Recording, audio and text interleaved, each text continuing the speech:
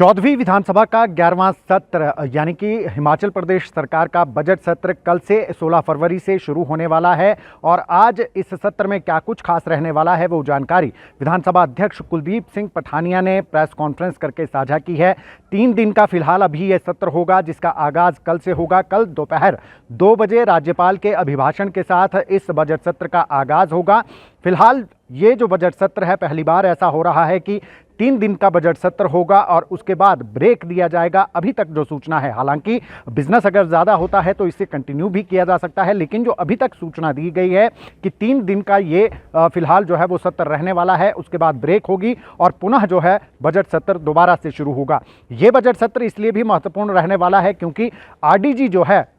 राजस्व घाटा अनुदान वो केंद्र की तरफ से बंद कर दिया गया है, जिसकी तरफ से सरकार की तरफ से मुख्यमंत्री लगातार आवाज़ उठा रहे हैं कि हिमाचल की भौगोलिक स्थिति ऐसी है कि आरडीजी के बगैर हिमाचल का गुजारा नहीं हो सकता है। तो ये भी मुख्य चर्चा का बिंदु जो है वो इस बजट सत्र के दौरान रहने वाला है। नियम 102 के तहत विधानसभा सचिवालय को प्रस्ताव मिल गया है सरकार की तरफ से आरडीजी पर चर्चा को लेकर। कल से इस विधानसभा का सत्र का आगाज होगा और सुरक्षा की दृष्टि से भी जो है वो पुख्ता इंतजाम इस सत्र के दौरान किए गए हैं। यानी कि यह विधानसभा का सत्र अपने आप में ऐतिहासिक रहने वाला है क्योंकि बगैर आरडीजी के बजट पेश किया जाएगा। आरडीजी की ग्रांट के बजट जो है वो सरकार की तरफ से पेश किया जाएगा। किस तरीके से आगामी रणनीति जो है वो हिमाचल की आर्थिक स्थिति किस तरीके से रहने वाली है, ये सबके केंद्र बिंदु इस बार रहने वाला है। और मुख्यमंत्री अपने बजट में इस बार क्या कुछ खास प्रस्तुत करने वाले हैं, बगैर आरडीजी के अनुदान के किस तरीके की योजनाएं शुरू की जाएंगी और कर्मचारी वर्ग की नज़र जो है वो इस बजट सत्र पर रहने वाली है क्योंकि जो वित्त विभाग द्वारा प्रेजेंटेशन दी गई थी उसमें साफ तौर पर कह दिया गया था कि सरकार इस हालत में नहीं है कि वो डीए दे, एरियर दे। ये तमाम चीज़ों को लेकर जो है वो प्रेजेंटेशन में सरकार की स्थिति क्लियर कर दी गई थी। योजनाएं जो चलाई जा रही हैं उसको लेकर भी वित्त विभाग की प्रेजेंटेशन में स्थिति सरकार की तरफ से क्लियर कर दी गई थी कि आरडीजी की ग्रांट बंद हुई है तो अब इन योजनाओं को फिर चाहे वो हिम केयर योजना है, एचआरटीसी में मुफ्त बस सेवा दी जा रही है, ऐसी तमाम जो योजनाएं हैं जो सरकार की कल्याणकारी योजनाएं हैं उन्हें चलाना आरडीजी की मदद के बगैर संभव नहीं होगा। तो कुल मिलाकर ये बजट सत्र जो है वो इसमें सत्ता पक्ष और विपक्ष दोनों की तरफ से जो है वो आरडीजी ग्रांट बंद होने के बाद हिमाचल की आर्थिक स्थिति किस तरीके से रहने वाली है उस पर चर्चा की जाएगी और सरकार की तरफ से नियम 102 के तहत जो है वो प्रस्ताव विधानसभा सचिवालय को मिल चुका है आरडीजी पर चर्चा को लेकर। विधानसभा परिसर की मैं तस्वीरें आपको दिखा दूं कि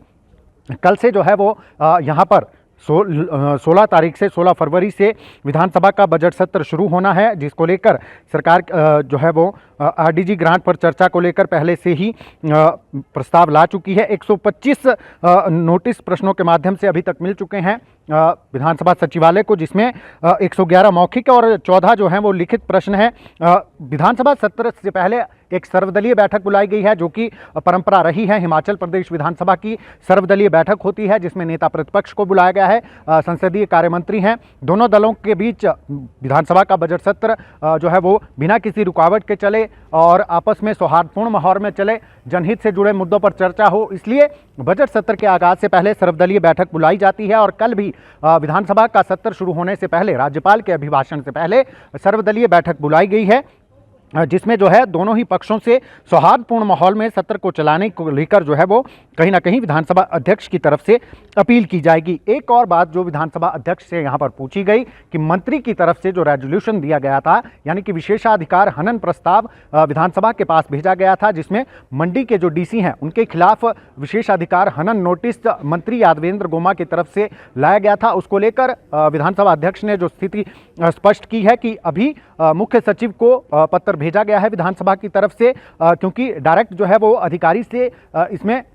जवाब नहीं मांगा जाता। मुख्य सचिव को भेजा गया है कि वो इसमें जवाब दें।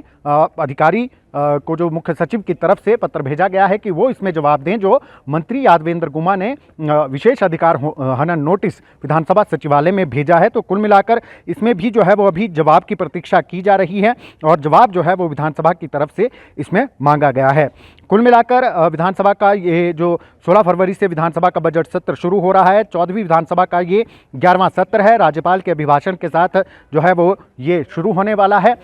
अभी फिलहाल इस सत्र की खासियत यह है, अपने आप में ऐतिहासिक है ये सत्र, क्योंकि अभी तक जो है वो विधानसभा का बजट सत्र पूरी बैठकें उसमें होती थी, इस तरीके की ब्रेक नहीं होती थी जो अब इस सत्र के दौरान होगी कि 3 दिन का पहले सत्र चलेगा और उसके बाद ब्रेक लिया जाएगा और उसके बाद आगामी जो बजट सत्र है उसकी कब कब शुरू होना है, कब मुख्यमंत्री बजट प्रस्तुत करेंगे, ये तमाम चीज़ें जो है वो अभी क्लियर नहीं की गई है। एक बार मैं फिर आपको बता दूं कि 16 फरवरी से बजट सत्र का आगाज होगा और राज्यपाल के अभिभाषण के साथ इस बजट सत्र की जो है वो कार्रवाई शुरू होगी और सरकार की तरफ से आरडीजी जो एक बड़ा मुद्दा जो है वो हिमाचल प्रदेश में बना हुआ है, सरकार की तरफ से नियम 102 के तहत विधानसभा सचिवालय को प्रस्ताव भेज दिया गया है। इस पर जो है वो कहीं ना कहीं ये जो सत्र है वो आरडीजी पर चर्चा पर केंद्रित रहने वाला है, ये जो है वो तय माना जा रहा है। सुरक्षा की दृष्टि से मैं आपको बता दूं कि 4 सेक्टर्स में जो है वो विधानसभा परिसर को बांटा गया है और जवानों की तैनाती जो है वो यहाँ पर की गई है।